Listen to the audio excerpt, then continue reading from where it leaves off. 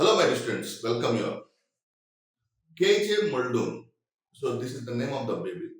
So ఈ బేబీకి ప్రపంచంలో మొట్టమొదటిసారిగా పర్సనలైజ్డ్ క్రిస్పర్ క్యాస్నైన్ టెక్నాలజీ ద్వారా చికిత్స ఇవ్వబడింది. So this baby got personalised CRISPR Cas nine technology, genome editing technology for the treatment of carbamyl phosphate synthesis. So in this video, I am going to explain you what is CPS1. General గా ఎవరైనా ఒక వ్యక్తి proteins తిన్న తర్వాత proteins break అయ్యి ammonia వస్తుంది. Ammonia break అయిన తర్వాత యూరియాగా కన్వర్ట్ అవుతుంది. యూరియా యూరిక్ యాసిడ్ గా కన్వర్ట్ అవుతుంది.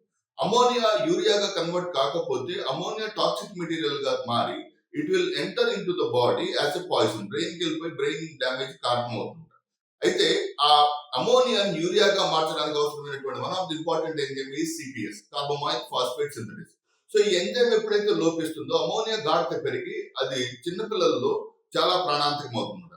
సో ఈ శిశువు బ్రెయిన్ లో ఈ కార్బమైల్ ఫాస్ఫేట్ సింథసిస్ ఉత్పత్తి కాకపోవడం వల్ల అమోనియా గాఢత పెరగడం తద్వారా బేబీకి చాలా తీవ్రమైనటువంటి ప్రాణాపాయ పరిస్థితి ఏర్పడింది.